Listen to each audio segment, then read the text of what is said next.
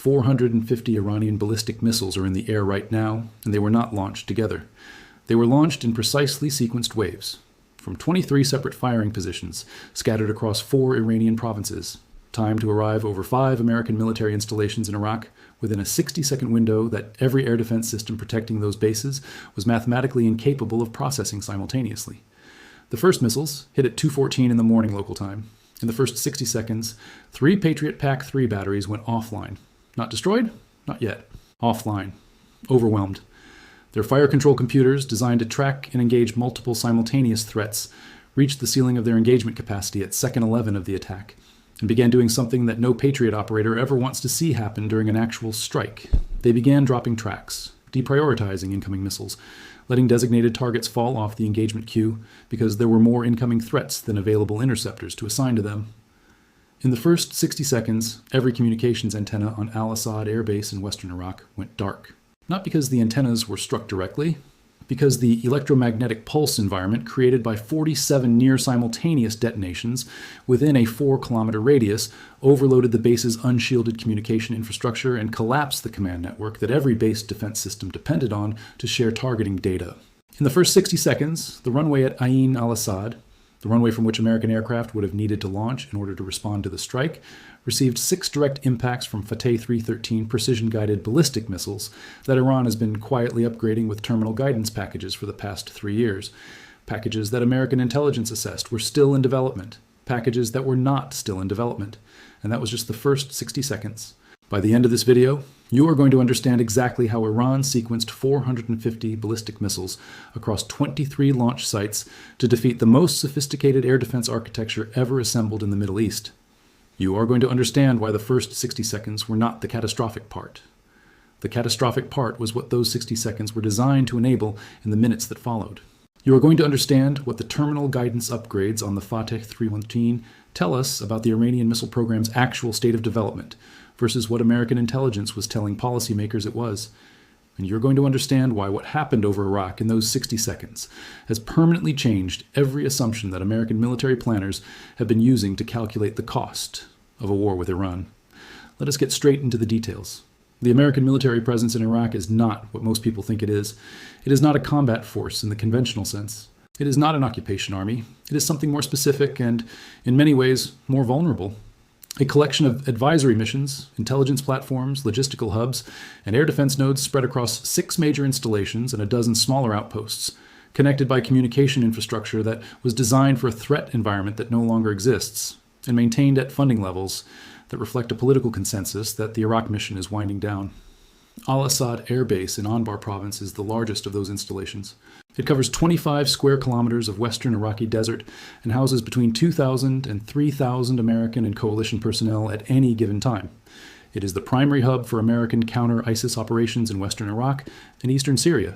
It is the base from which American drones launch surveillance and strike missions across a 600-kilometer operational radius. And it is the base that Iran has studied more carefully over more years, with more intelligence assets than any other American installation in the Middle East. Because Al-Assad sits 320 kilometers from Iran's western border and has been the central node of American military power projection into Iran's strategic backyard since 2003. Most Americans know Al-Assad from one previous event. In January 2020, Iran fired 16 ballistic missiles at Al-Assad in retaliation for the killing of Qasem Soleimani. Those 16 missiles caused no American fatalities, a result that was partly due to warning time, partly due to the missile's limited accuracy, and partly due to what American officials later characterized as Iran's deliberate choice to avoid killing Americans while still demonstrating that it could reach the base. That 2020 strike was a message. What happened in the first 60 seconds of this attack was not a message. To understand why this strike was categorically different from everything that preceded it, from the 2020 Soleimani retaliation, from the hundreds of militia rocket attacks that have peppered American bases across Iraq over the past 4 years, from every drone, swarm, and mortar barrage that American troops in Iraq have survived, you need to understand what Iran actually built in the 4 years between that warning shot and this strike. Because Iran did not spend those 4 years sending messages, it spent them solving a problem. And the problem it was solving was not how to build more missiles. It was how to defeat the system designed to stop them. Let us break down exactly how Iran structured this attack, because the architecture of 450 missiles across 23 launch sites is not a volume play. It is an engineering solution to a specific defensive problem, and understanding the solution requires understanding the problem Iran was trying to solve. The problem is the Patriot missile defense system. American bases in Iraq are protected by a layered air defense architecture anchored by Patriot Pass-3 batteries. Each battery consists of a radar unit, a command and control station, and between 4 and 8 launcher units, each carrying 4 PAC-3 interceptor missiles. A single battery, under optimal conditions, can simultaneously track 125 objects and engage 9 of them at the same time. Against a single salvo of incoming ballistic missiles, a Patriot battery is extraordinarily capable. Against sequential salvos from a single direction, it remains formidable. Against simultaneous salvos from multiple directions at volumes that exceed its 9-track engagement capacity, it begins to fail. Not catastrophically, mathematically. Iran understood this mathematics better than any outside analyst believed it did, and its strike architecture was built around one specific number, 9. The first wave of the attack consisted of 63 Shahab-3 medium-range ballistic missiles launched in 7 salvos of 9 missiles each. Time to arrive over the 5 target bases and 9 missile clusters, spaced exactly 14 seconds apart. 14 seconds. That is not a random interval. 14 seconds is the minimum reload time for a Patriot fire control system to complete an engagement cycle. To fire, assess the intercept, and assign the next missile in the queue. Iran timed the gap between salvos to be shorter than the system's ability to reset between them. Every Patriot operator at every American base in Iraq was looking at the same thing on their screens at second 0 of the attack.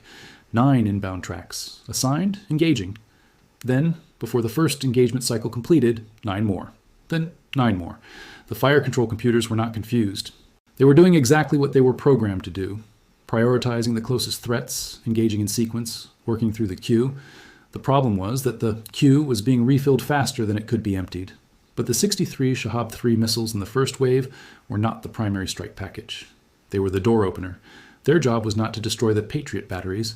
Their job was to saturate them, to consume their interceptor magazines, dominate their radar processing capacity, and occupy every operator's attention for the 94 seconds it took the second wave to arrive. The second wave consisted of 187 Fateh 313 and Fateh 110 short-range ballistic missiles launched from positions inside Iraq, from pre-positioned transporter erector launchers that Iranian IRGC logistics teams had moved across the border over the previous 11 days, concealed in commercial vehicle convoys, and staged in agricultural areas west of the Zagros mountain range. These were not militia weapons. These were IRGC Aerospace Force assets, operated by Iranian military personnel, launched from Iraqi soil at American military personnel, in a move whose diplomatic implications we will address in a moment, because they are severe. The Fateh 313 missiles in the second wave carried the terminal guidance upgrades that American intelligence had assessed as still in developmental testing. The guidance system uses a combination of GPS, inertial navigation, and a terminal phase optical seeker that compares a real-time image of the target area to a pre-loaded reference photograph taken from commercial satellite imagery. It does not need a radar lock. It does not emit a signal that a warning system can detect. It simply falls, guided by a photograph, toward a target that it recognized from space. The runway at Al-Assad received 6 of these missiles within 23 seconds of each other. All 6 impacted within 40 meters of the runway centerline. Not because Iranian missiles have become extraordinarily accurate in the abstract, because Iranian targeting teams had been analyzing commercial satellite imagery of Al-Assad's runway for 2 years, identifying the specific coordinates where a runway impact would fracture the subsurface load-bearing layer rather than merely cratering the surface. The difference between a repair that takes hours and a repair that takes weeks. They hit the right spots. The third wave, 200 Zolfaghar extended-range ballistic missiles, arrived at minute 4 of the attack.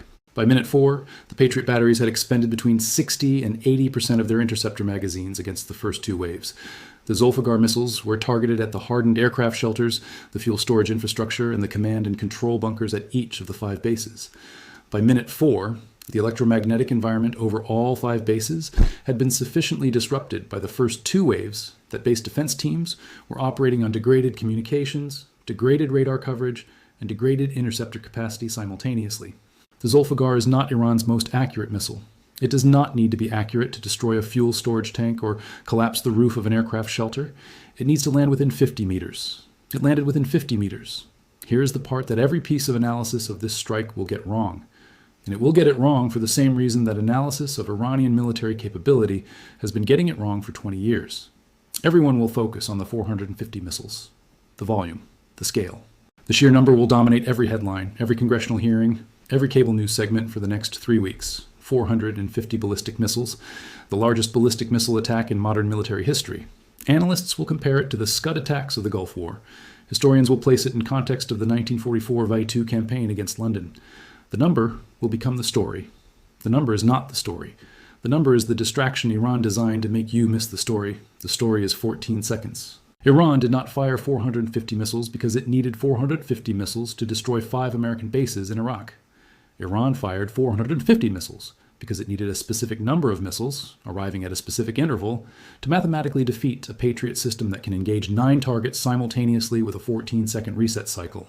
Everything else, the launch sites, the missile variants, the wave sequencing, was engineering support for the exploitation of a single number buried in an American weapon system specification that Iran has been studying since the Patriot was first deployed to the region in 1991. This is not brute force, this is arithmetic, and the arithmetic reveals something about Iranian military planning that should alarm every American policymaker and defense analyst in a way that the missile count alone does not. Iran knew the reset cycle.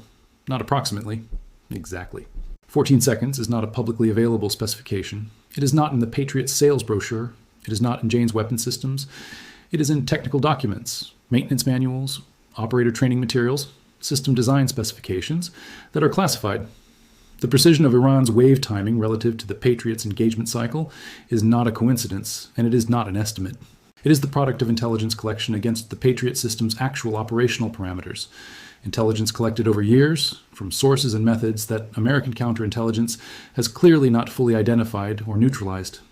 Iran defeated the Patriot system not by building a missile it cannot intercept. It defeated the Patriot system by learning how the Patriot system thinks and designing an attack sequence that exploited the gap between how the system was designed to work and how it actually performs when its fundamental assumptions about attack volume and timing are violated. That is not a missile problem. That is an intelligence problem. And intelligence problems do not get solved by buying more Patriot batteries. Now let us talk about what this strike means for the American military position in Iraq. Because the ballistic missiles that hit al-Assad and 4 other bases did not just damage infrastructure. They detonated a political crisis that the Iraqi government, the American government, and every government in the region is now scrambling to manage. The Fateh 313 and Fateh 110 missiles in the second wave were launched from Iraqi soil. This is not a detail. This is the strategic center of gravity of the entire event. When Iran launched ballistic missiles from Iraqi territory at American military personnel stationed in Iraq, American military personnel who were there under a status of forces agreement with the Iraqi government, American personnel whose legal presence in Iraq depends on Iraqi sovereignty and Iraqi consent, it created a situation with no clean resolution for anyone. The Iraqi government faces an impossible position. If it publicly condemns the launch, if it acknowledges that Iranian military assets operated on its territory and fired at guests it invited, it tells Iran that Iraqi sovereignty is a constraint on Iranian military operations. And Iran will respond to that statement in ways that the Iraqi government, which shares a 1,400-kilometer border and deep economic dependencies with Iran, cannot afford. If it does not condemn the launch, if it equivocates, minimizes, or blames the chaos of the conflict rather than the Iranian government specifically, it tells the United States that the status of forces agreement it signed is not worth the paper it is printed on, because Iraqi sovereignty apparently does not extend to preventing Iran from using Iraqi soil to kill American personnel. There is no third option. Either Iranian military sovereignty supersedes Iraqi sovereignty on Iraqi territory, or it does not. The missiles that fell on al-Assad have forced Baghdad to answer a question it has been successfully avoiding for a decade. For the United States, the implications compound in every direction simultaneously. 2,500 American military personnel are currently stationed across Iraq under a legal framework that requires Iraqi government cooperation. If the Iraqi government cannot or will not prevent Iran from launching ballistic missiles from its territory at American forces, the legal and moral basis for maintaining those forces in Iraq has been fundamentally altered. American commanders cannot ask American service members to remain stationed in a country whose government cannot protect them from ballistic missile attacks launched by a third country from within that country's own borders. The argument for staying, that American presence in Iraq provides stability, enables counter-ISIS operations, and maintains a forward platform for regional engagement, is a strategic argument about long-term benefits.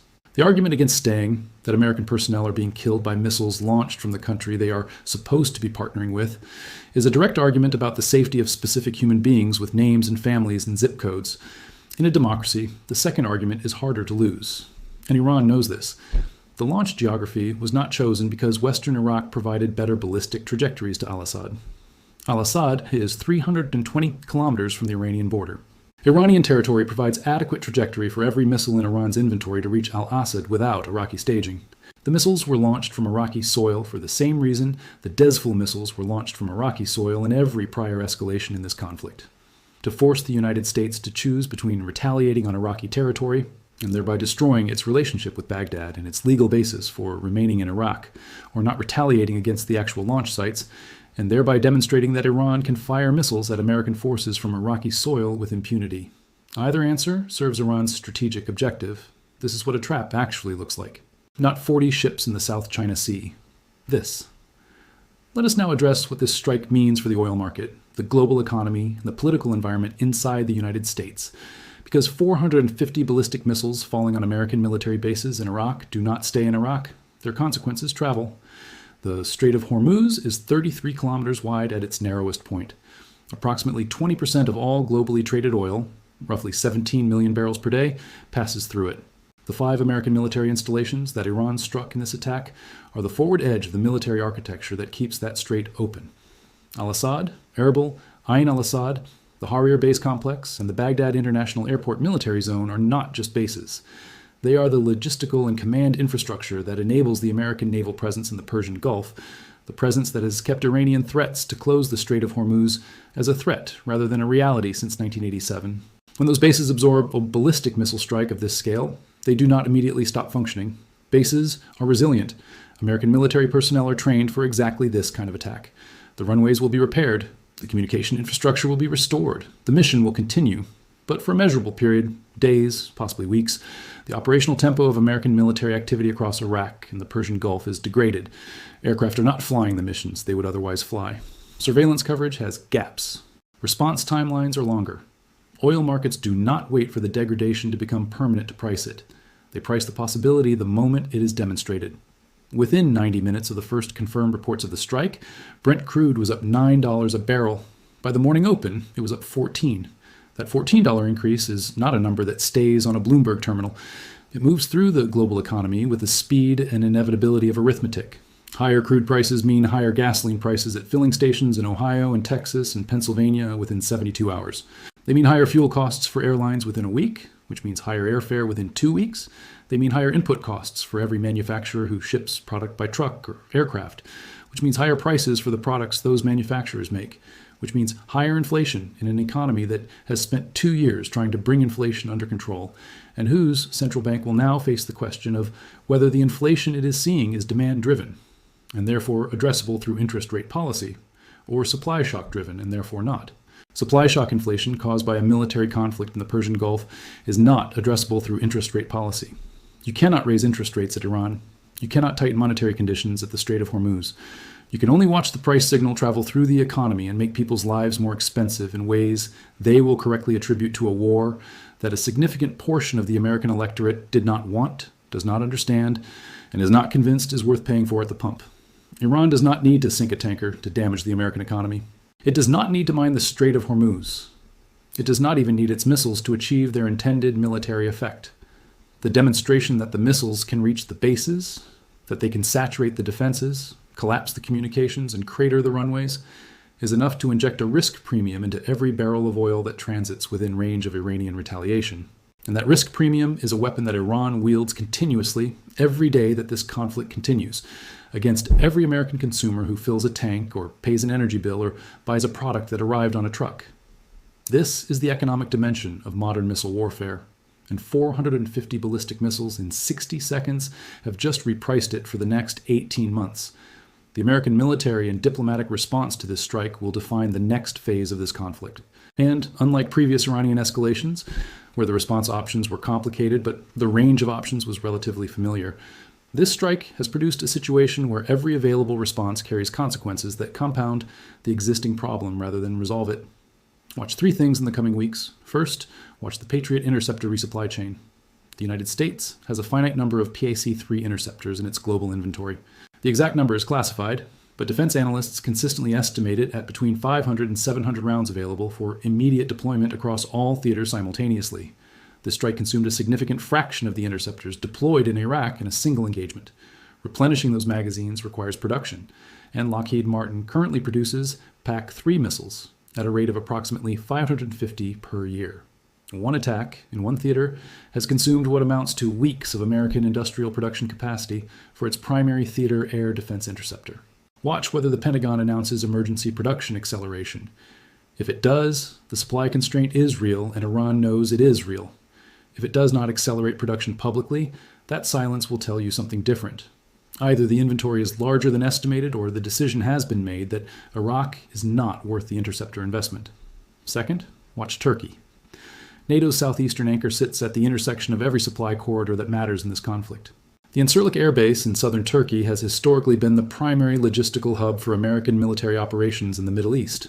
Turkey's relationship with both the United States and Iran is complex, transactional, and currently under greater strain than at any point since Turkey's purchase of the Russian S-400 air defense system in 2019.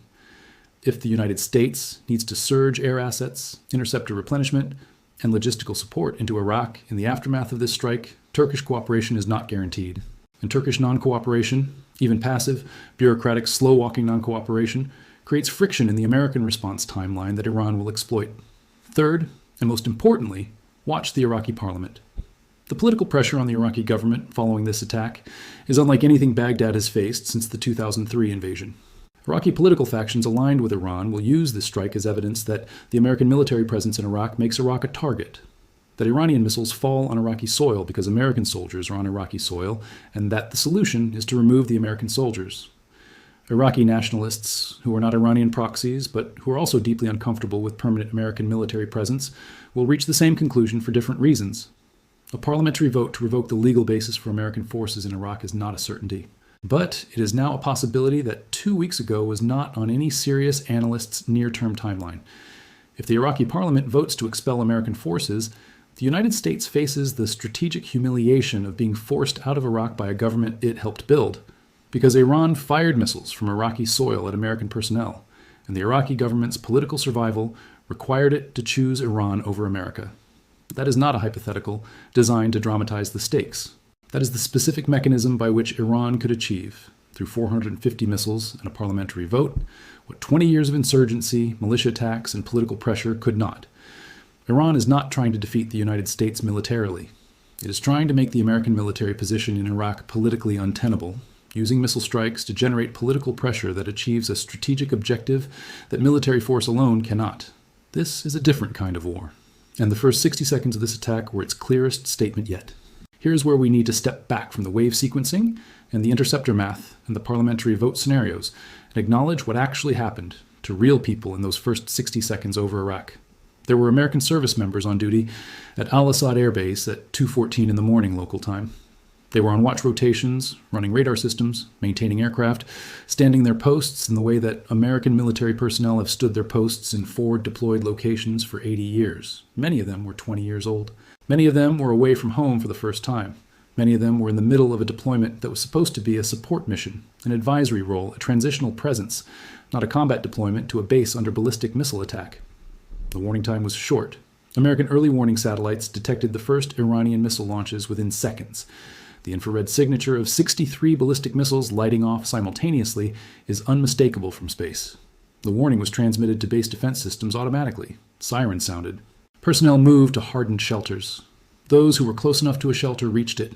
Those who were not, those in the middle of a maintenance task, those returning from a shift change, those in locations where the distance to shelter was measured in seconds they did not have, made the calculation that every soldier makes in that moment, which is not a calculation at all but a physical reality. You go to ground, you get as flat as you can, and you wait.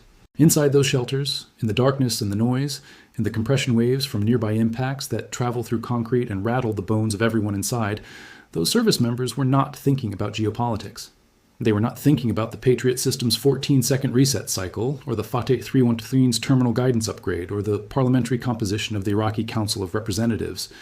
They were thinking about the people at home. They were thinking about whether the shelter they were in was the right shelter. They were thinking about the sounds they were hearing and trying to map those sounds onto their training, and their training onto something that could tell them whether this was going to stop. The people who planned this attack from inside Iran, the IRGC Aerospace Force commanders, the targeting teams who analyzed the satellite imagery of al-Assad's runway for 2 years, the logistics officers who moved Fateh missiles across the Iraqi border in commercial convoys over 11 days, those people made a calculation. Not about 20-year-old service members in shelters, about strategic objectives and diplomatic leverage, and interceptor inventory, consumption, and parliamentary vote arithmetic. The gap between the calculation that planned this attack and the reality that experienced it is the gap that every war creates and that no strategic analysis can fully bridge. Those service members are trained professionals. They signed up knowing that this was possible. They serve in a military tradition that asks human beings to absorb exactly this kind of danger in service of strategic objectives that they may or may not be briefed on, and that may or may not, in the historical accounting, justify the asking. The least we can do, the absolute minimum, is understand what was done to them and why and what it means, as clearly and as honestly as the available information allows. That is what this channel exists to do. Stay with this story. Because the American response to this strike, what it targets, what it avoids, what it says about where this conflict is going, will arrive in the coming days. And when it arrives, every number in that response, every target selected and every target deliberately not selected, will be a sentence in a conversation between two governments that has been conducted entirely in the language of ordnance, and will continue to be conducted in that language until one side decides the cost of continuing exceeds the cost of stopping. We are not at that decision yet. But after the first 60 seconds over Iraq tonight, we are closer to it than we were yesterday, and the distance left to travel is shorter than most people understand.